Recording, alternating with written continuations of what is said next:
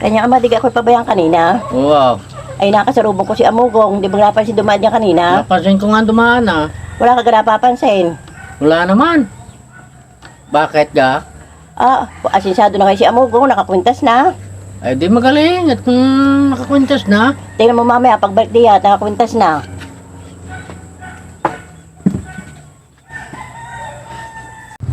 Ba? Kanya ama, si Amugong. Oh, nakikita mo ang kwintas. Maganda nga eh. Kaya galing yun. Hindi pa salubong sa kanya. Ano Ba, kahit biruin mo, sabihin mo, ibibili mo na kanyang kwintas. Mamaya pagbalik, sabihin ko. Pagbibili. 2,000 years later. Yung kanyang ina, si Amugong, nariyan na. Tawaran mo ang kwintas, baka mabibili.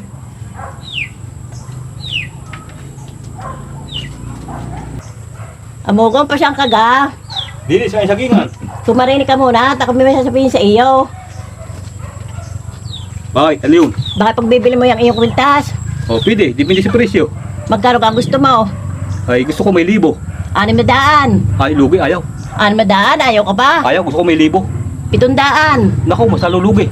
Oo. May 1,000. 800. Ay, ayaw. Lugi. Oo. 700. Ay, masalo lugi. Gusto ko nga may 1,000.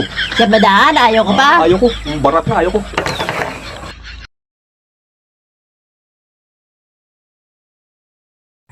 Kahina mo ina, ang dumiskarte. Bakit? 700 na nga ang tawad ko, hindi pa nga ibinigay. Tawagan mo, ako ang tatawad. Mugong! Mugong! Pumarinig ka muna. Yan, kanyang ama. O, bakit? Bibilin ko na yung kwintas. O, magkano? Kalating libo. O, yun. Pwede. O. Pwede. O, ito. Barat. Oh. O. Ito, barat. Yung asawa. O. 1,000.